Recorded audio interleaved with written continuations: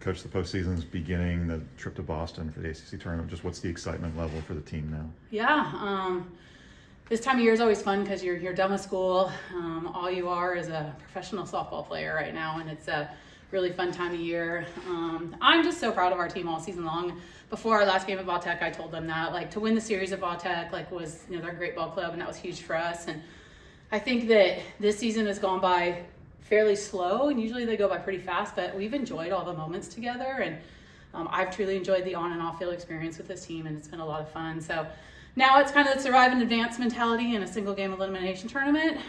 So we go to grit mode a little bit more, where postseason brings strategy back into it. So it's a really good opportunity to talk about let the past go and be about this pitch right now, and trust everything we've done in the last gazillion games that we've played so far. So excited for sure. Do you feel like this team is peaking at the right time, or do I feel like there's more to this team than what we've seen all year? Yeah, I think the great thing, we've just been so consistent. And I do think it comes from our leadership. I think, we have 9 seniors that have been great about pouring into the team and not about just their 9 seniors in their senior year. But with the experience of our sophomores right now too, they're playing like upperclassmen. So, Issa Torres shows up every single day the same. It's awesome, right? So, I think Jay shows up. Everyone can see if someone's going down a little bit and bring them right back up. And we've been that all season. So why would we change anything, on that side?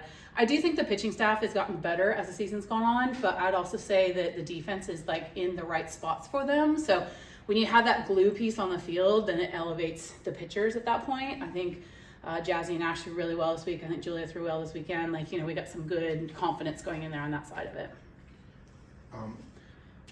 You've seen some no-hitters over the years, but what was something unique about Jazzy hitting that no-hitter against a really good Virginia Tech team? Yeah, I say number one, it's a power-hitting Virginia Tech team. So to shut them down is huge on that side.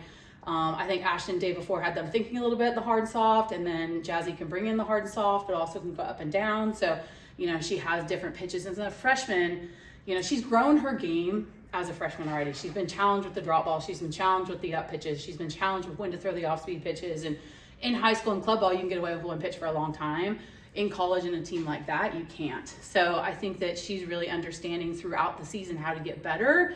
And then as a freshman, you don't know what's ahead of you. So she's trusted our conversations a lot. She's listened to a lot of people. So her growth is huge. And then to see that happen just gives the confidence to everybody that we have another tool in our bullpen that can complete games and do things for us. So so that was a great moment for her. I'm super excited about her career here. She's just a great human and a competitor. You guys don't see it a lot. She's kind of shy, but she's an uber competitor, and she can get sassy out there at times, and you need that in the circle. It's me versus you, and you need those moments. So it was really big for us going into postseason. Three more years of this.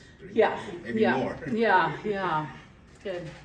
How you guys announced yesterday that Kennedy Harp was out for the year. How big of a loss do you think that is for this team? We all know coming into a season, the injuries are a part of it. Of course, you get to the end of the year and something, has been there for us. We had that last season with pitching too. But, I do think that we do a good job of loving each other up. And Kennedy is the most amazing human. She did not let the team feel her pain at all. She was all about the team. She's been about the team. She's traveling with us. She's got this bright soul, on and off the field that people love. And she's still pouring into the team right now. So probably one of the most amazing experiences I've had running out to center field or walking out to center field there.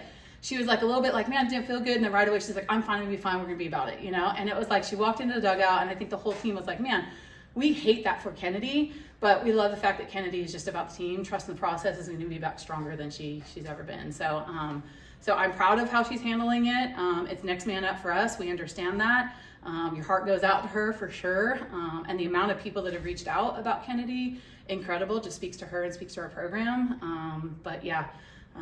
She had an incredible season, and we'll build on that for the next 2 years. How do you think y'all have adjusted in the lineup, in the field, with Kennedy out? You talked about next man up, but how have you all adjusted? We're adjusting. We will adjust. It is what it is. We've had a lot of adversity this season, and I think we have our moments, when we get into a diagnosis, or you get into an injury, or you get into bus being late or flights being late, whatever it is, you just adjust. And this team is so good about it, and they enjoy each other. So it's with so much that went on this season, I'm so proud of our resilience. I'm proud of our moments of like, man, this hurts right now. Okay, what's next? I'm over it. We're going to do the best for each other. And they've been working since September for this opportunity. So they're not going to let anything get in their way. They're going to recognize it and see and appreciate the moment, but then move on and do what we came here to do. What does it really tell you about what the ACC having 5 teams there in the top 25 and likely you want to have to see one of them, some team that you haven't seen yet, like Clemson or Stanford. That's really to tell you about how with the preparation going with the tournament. Yeah, I'm so excited about the ACC conference. I'm excited about the vision of every coach in this conference to be the best they can be. We're the number 2 RPI conference. You know, when you talk about, you know, sharpening swords, you do that every weekend right now. So, you know, even though La Tech lost 2 of 3 to us, they moved up in the rankings. That is huge for this conference. So if you're going in and you're playing a schedule that's going to make the whole conference better, we're going to be prepared for postseason. And this is going to be one of the toughest ACC tournaments, especially in this single elimination, that we've ever been a part of, which is going to make us better for the following weekend and for where we want to go. So I think, you know, when you can embrace that, the narrative isn't so much about the ACC, but we've got to start recognizing that the ACC has done a good job of that. And, you know, we fight it, we put in our ballots for all ACC, you know, we all vote. And it's the first time I've gone pretty deep in a list of players that are pretty legit, and that's awesome for us. You know, of course you want to have accolades at the end of the season, but you want to recognize how great the strength of our conference has been. Pitchers versus good hitters, hitters versus good pitchers, good big, you know, moments and games that you got to execute plays that makes you stronger for postseason. So so really excited about this weekend and the grit that we have to show to be in that championship game.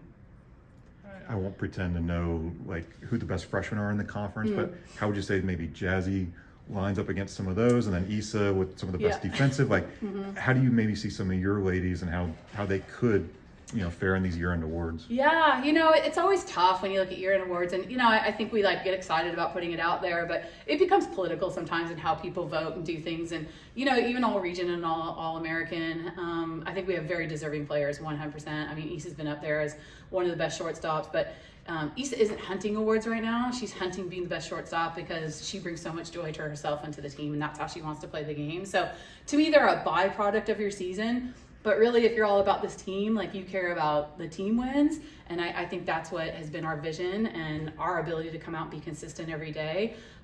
So yeah, again, so you know, you can sit up there and some people maybe just because of who they were against are getting all ACC, and some people are a really tight race people they're against in all ACC and they might not get it, but we know what comes out here every day, and we know how hard they work for the moments to get the wins, to move on. Right now it's just about moving on weekend by weekend.